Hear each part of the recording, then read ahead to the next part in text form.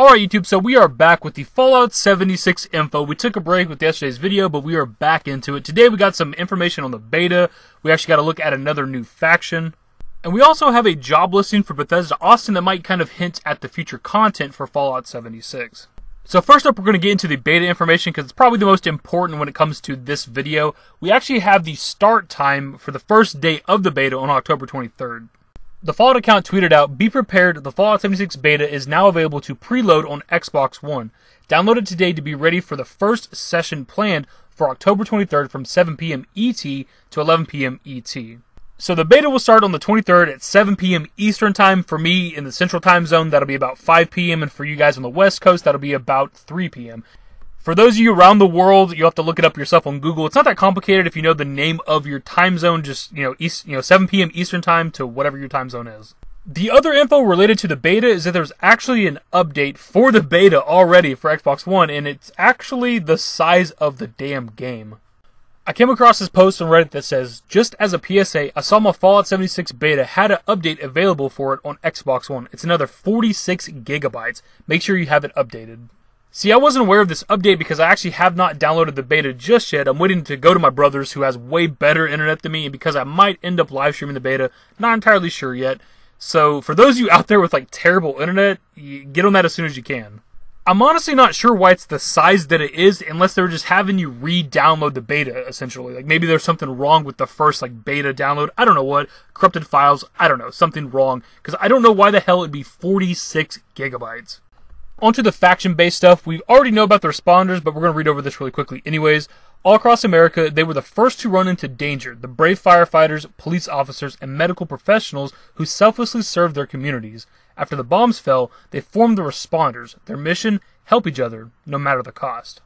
So we get a brief history of the responders. You kind of already know what they were by their name, and if you watch some of the Greenbrier gameplay, we also get a look at what seems to be their faction logo, and this is actually a photo frame for the photo mode in-game. I didn't realize that the other day when we talked about Rose, the leader of the Raiders or whatever, that what you're actually seeing is a photo frame. Which I suppose would mean that the logo in the top left, the skull, would be the logo of her Raider faction, I suppose. And here we have the new faction we just learned about. On October 23rd, 2077, the world was plunged into nuclear war. But what if you expected the worst, and planned for it? In Appalachia, a group of doomsday preppers did exactly that.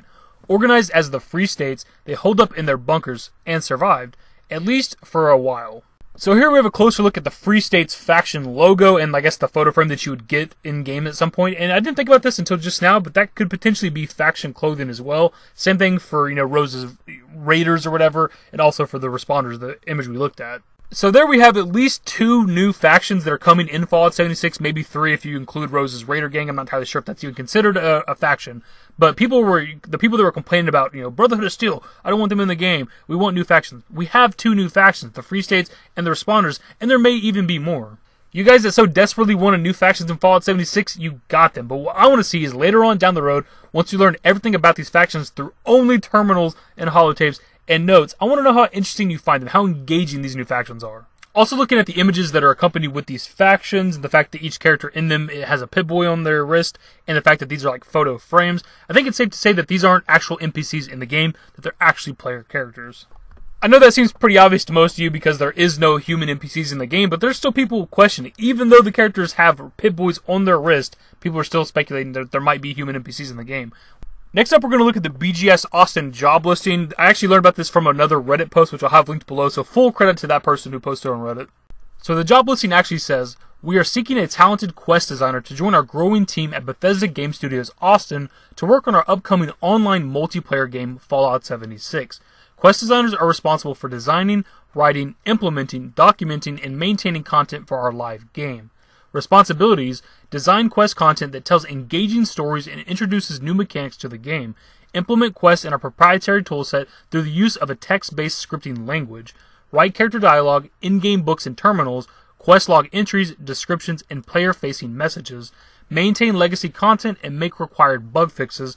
Collaborate with artists, engineers, and other designers and strike teams as needed." For those of you that might not be aware, Bethesda Austin is actually the former Battlecry Studios, and they're going to take over a lot of the development after the launch of Fallout 76 because a lot of the studios are going to focus on Starfield. But since BGS Austin is specifically hiring somebody for Fallout 76 alone and to help design quests, that could mean that in the future updates we could get better quality quests, because a lot of the stuff we've seen through some of the gameplay is pretty linear stuff to do, and that's to be expected a little bit with a multiplayer game. I think this is also good information, because that means with future updates to the game, we're not just going to be getting bullshit updates all the time. It's not just going to be like, hey guys, here's some new weapons and some new armor. We're actually going to get quests with subsequent updates. Now, there will be smaller, frequent updates to Fallout 76. We don't know how often just yet. Hopefully, we get some weekly content. That'd be kind of nice. But Chris Meyer has said that there will be like a smaller team working on the constant, frequent updates, and there will be the rest of the guys working on the bigger updates for the game. And that'll wrap up this info video for Fallout 76. It was kind of a shorter video, but the news is kind of light leading up to the beta. There's not really a whole lot going around. As I mentioned earlier, I might end up streaming the beta, not entirely sure yet. I need to know if that's something you guys are interested in, because I imagine pretty much everybody on Xbox will be playing the beta the first day. I imagine most people on Xbox pre-ordered, so they can play the beta early. But then you have everybody on PS4 and PC who can't play the beta for another week, so those people would be available to watch live streams, so I just need to know if that's something you guys are interested in. Either way, that's the video, guys. Let me know your thoughts below. And if you want to enjoy the video, give it a thumbs up. Subscribe to the channel if you guys are new. Turn on notifications. Follow me on Twitter at @TheDashingDavid. At my Discord. Links to my social networks are in the description. And in the outro. Later, guys.